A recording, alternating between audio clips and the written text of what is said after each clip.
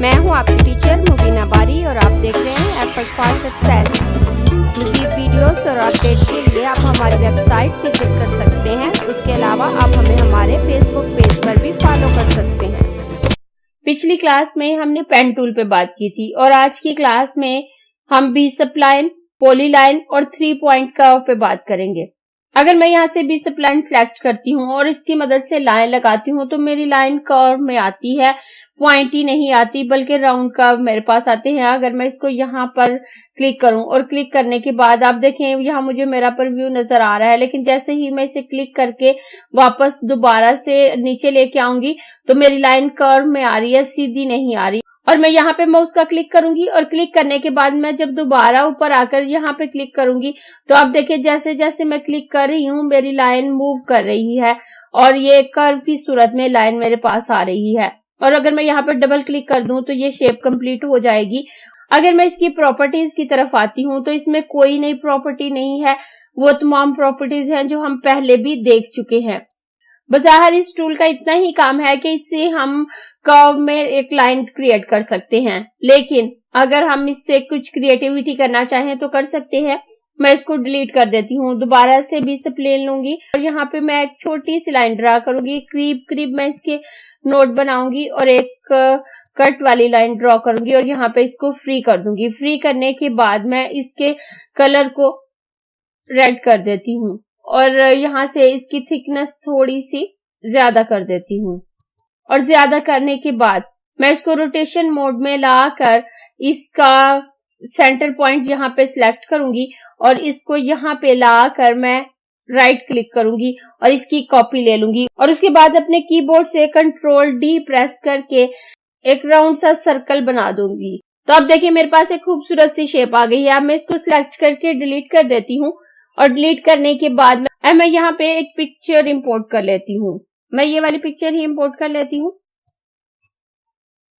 और इसी के साइज के मुताबिक एक रेक्टेंगल ड्रॉ कर लेती हूँ और रेक्टेंगल ड्रॉ करके इसमें कलर फिल कर देती हूँ और इसमें मैं कोई पैटर्न फिल कर देती हूँ। पैटर्न फिल करने के बाद मैं यहाँ से बी सप्लाइन लूंगी और इस नोट पे रखते हुए इसको प्रेस करूंगी। उसके बाद दोबारा इस नोट पे रख के प्रेस करूंगी तो आप देखें ये मेरी लाइन राउंड होती जा रही है। मैं दोबारा इसको इस नोट पे रख के प्रेस करूंगी, उसके बाद मैं इसको इस नोट पे रख के प्रेस करूंगी और उसके बाद इस लास्ट वन नोट पे प्रेस करूंगी तो मेरे पास इस तरह की शेप आ जाएगी।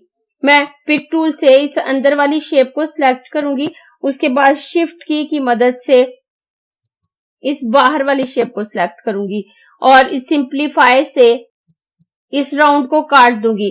तो अब आप देखें मेरे पास एक खूबसूरत फ्रेम की सी शेप आ गई है कि ये मेरा जैसे एक प्रिंटेड फ्रेम है जिसके अंदर ये तस्वीर लगी हुई है। अब अगर इसकी मैं आउटलाइन को कलर देना चाहूं तो दे सकती हूँ। अगर मैं इसे रेड कलर दूं, मैं इसको सिलेक्ट करूंगी और इसकी आउटलाइन में अगर रेड कलर फिल करूं तो रेड कलर आ जाएगा। अगर मैं इसकी थिकनेस को ज्यादा करना चाहूं तो मैं इसकी थिकनेस को भी ज्यादा कर सकती हूँ। तो अब आप देखिए हमने बी सप्लाइन की मदद से एक खूबसूरत सा फ्रेम क्रिएट कर लिया। मैं इन तमाम को सिलेक्ट करके ग्रुप कर देती हूँ और इसको उठाकर साइड पे कर देती हूँ। ये आपकी अपनी क्रिएटिविटी है कि आप इस टूल को किस तरह से यूज करते हैं। उसके बाद मैं नेक्स्ट आऊं तो नेक्स्ट मेरे पास पॉलीलाइन टूल है। अब मैं यहाँ से पॉलीलाइन सिलेक्ट करूंगी। पॉलीलाइन सिलेक्ट करके अगर मैं अपने माउस के क्लिक को प्रेस रखते हुए ड्रैग करूं तो मैं जिस तरफ अपने माउस का कर्सर लेके जाऊंगी मेरी लाइन उसी तरह ड्रैग हो जाएगी और जैसे ही मैं इस पे डबल क्लिक करूंगी तो वो शेप क्लोज हो जाएगी। जहां पे मेरा नोड होगा उससे नेक्स्ट नोड तक। और अगर मैं सीधी लाइन लगाना चाहती हूँ तो मैं अपने माउस के कर्सर को एक पॉइंट पे रखते हुए प्रेस करूंगी और उसके बाद दोबारा जिस जगह पे प्रेस करूंगी लाइन आ जाएगी। लेकिन ये लाइन मुझे माउस के कर्सर को छोड़ेगी नहीं बल्कि इसके साथ ही चलती रहेगी।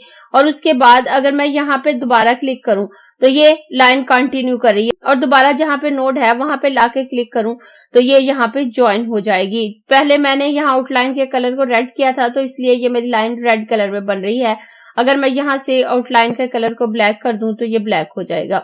इससे भी हम डिफरेंट शेप बना सकते हैं और अपनी क्रिएटिविटी को शो कर सकते हैं।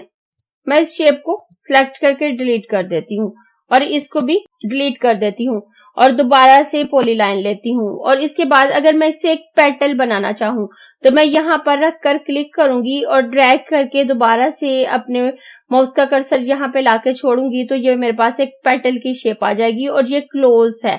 हम इसमें कलर फिल कर सकते हैं इजीली। और अगर मैं इसकी प्रॉपर्टीज की तरफ आऊं तो इसमें हमारे पास एक ही ऑप्शन है जो कि नया है और उसके बाद बकाया सारे ऑप्शन हम पहले से सीख चुके हैं। तो वो ऑप्शन है ऑटो क्लोज कर्व।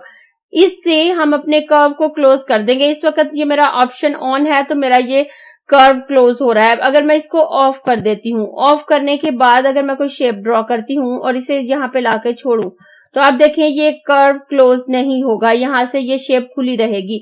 और अगर मैं इसको ऑन करती हूँ और ऑन करने के बाद मैं शेप ड्रॉ करती हूँ और इसे यहाँ पे लाके छोड़ देती हूँ तो आप देखें ये कर्व मेरा क्लोज हो जाएगा। ये सॉफ्टवेयर खुद ब खुद उस कर्व को क्लोज कर देगा। और अगर आप एक पाथ बनाना चाहते हैं तो इस ऑप्शन को ऑफ कर दें और अगर आप एक क्लोज ऑब्जेक्ट बनाना चाहते हैं तो इस ऑप्शन को ऑन कर दें। मैं इस शेप को डिलीट कर देती हूँ और इस शेप को भी डिलीट कर देती हूँ। इस शेप को सिलेक्ट करके मैं इसमें कलर फिल कर देती हूँ। कलर फिल करके मैं इसको रोटेशन मोड पे लाऊंगी और इसके सेंटर पॉइंट को यहाँ नीचे ले आती हूँ।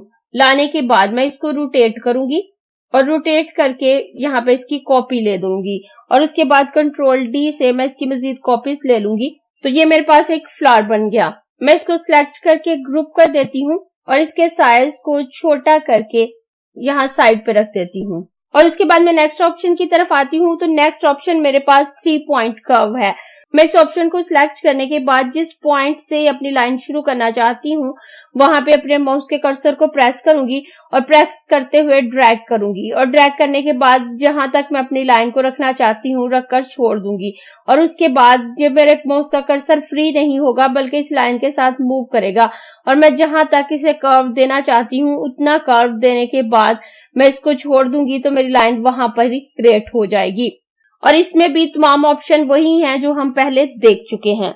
इससे भी आप बहुत अच्छी अच्छी खूबसूरत शेप्स बना सकते हैं। मैं इस शेप को डिलीट कर देती हूँ और यहाँ पर एक सीधी लाइन लगाती हूँ और लाइन लगाने के बाद इसको यहाँ पर छोड़ देती हूँ और इसे मैं बहुत हल्का सा कर्व दूंगी और छोड़ दूंगी। उसके बाद दोबारा जहाँ पे नोड नजर आ रहा है यहाँ पर अपने माउस के कर्सर को रखते हुए यहाँ पे एक सीधी लाइन लगा दूंगी और छोड़ दूंगी। मैं इसको थोड़ा सा मजीद बड़ा कर लेती हूँ इस शेप को और उसके बाद इसमें ग्रीन कलर फिल करके यहाँ से फाउंटेन फिल लूंगी और लीनियर फिल से इसमें ग्रेडियंट अप्लाई कर दूंगी। मैं इसके ऊपर वाले हिस्से में लाइट जबकि नीचे वाले हिस्से में डार्क कलर फिल करूंगी और पिक टूल ले लूंगी और उसके बाद मैं इसको साइड पे कर देती हूँ और इसकी आउटलाइन को नन कर देती हूँ। उसके बाद दोबारा से 3 पॉइंट लाइन लूंगी और यहाँ पर एक लाइन ड्रॉ करूंगी और ड्रॉ करने के बाद इसको छोड़ दूंगी और छोड़ने के बाद इसके कर्व को थोड़ा ज्यादा करूंगी और छोड़ दूंगी। उसके बाद इस नोड पे क्लिक करूंगी और दोबारा से यहाँ पे क्लिक करते हुए मजीद कर्व लाइन बनाऊंगी और बनाने के बाद इसको यहाँ पर लाकर छोड़ दूंगी और छोड़ने के बाद इसमें ग्रीन कलर फिल करूंगी और दोबारा से यहाँ से इंटरेक्टिव फिल सिलेक्ट करूंगी, यहाँ से फाउंटेन फिल, लीनियर ग्रेडियंट और इसे ऊपर से नीचे की तरफ फिल करके इस हिस्से में ब्लैक कलर ऐड करूंगी और ऊपर की तरफ लाइट और नीचे की तरफ डार्क कलर फिल करूंगी और फिल करने के बाद पिक टूल से सिलेक्शन खत्म कर लूंगी। अब इसको मैं सिलेक्ट करूंगी और सिलेक्ट करने के बाद इसको थोड़ा सा रोटेट कर लेती हूँ ताकि मेरी ये नीचे की शेप सीधी हो जाए।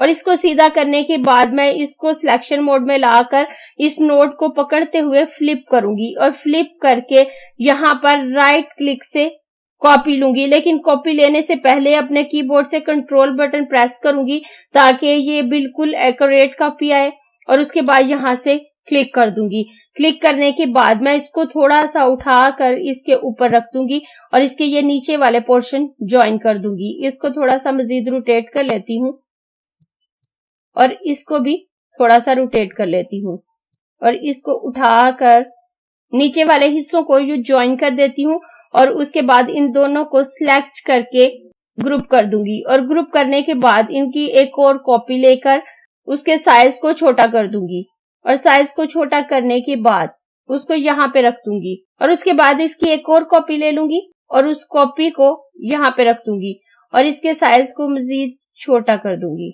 मैं इस दरमियान वाले ऑब्जेक्ट को सिलेक्ट करके इसका साइज थोड़ा सा बड़ा कर लेती हूँ।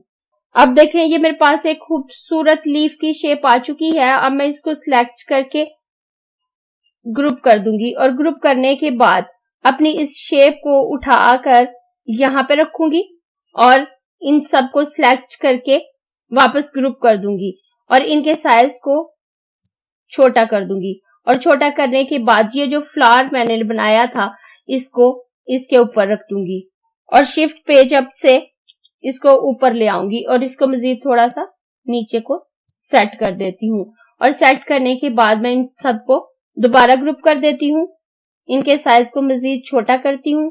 अब अगर मैं इसमें मजीद रियलिस्टिक इफेक्ट लाना चाहती हूँ, इसका नीचे से थोड़ा सा हिस्सा काट देती हूँ। मैं यहाँ से रेक्टेंगल टूल लूंगी और यहाँ पे एक छोटा सा रेक्टेंगल ड्रॉ कर लेती हूँ। रेक्टेंगल ड्रॉ करने के बाद पिक टूल से मैं इस रेक्टेंगल को सिलेक्ट करूंगी और शिफ्ट के साथ अपने इस ऑब्जेक्ट को सिलेक्ट करूंगी और बैक माइनस फ्रंट के ऑप्शन से इस नीचे के हिस्से को काट दूंगी और उसके बाद इस ऑब्जेक्ट की आउटलाइन भी रिमूव कर दूंगी।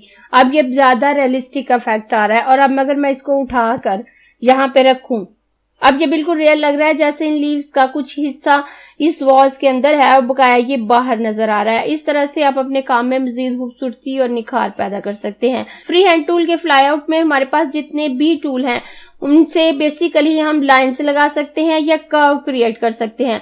उसके बाद हमारी अपनी क्रिएटिविटी है कि उन कर्व से या उन लाइन से हम क्या बनाते हैं। हम जितनी प्रैक्टिस करेंगे और जितनी मेहनत करेंगे उतना ही खूबसूरत रिजल्ट हमारे सामने आएगा। अगर आपको ये क्लास पसंद आई है तो लाइक कीजिए, अपने दोस्तों के साथ शेयर भी कीजिए ताकि वो भी सीख सके। आप अपने क्वेश्चंस और व्यूज नीचे कमेंट बॉक्स में लिख सकते हैं और अगर आपने चैनल सब्सक्राइब नहीं किया तो प्लीज सब्सक्राइब कीजिए ताकि आपको आने वाले वीडियोस का नोटिफिकेशन फौरन से मिल सके।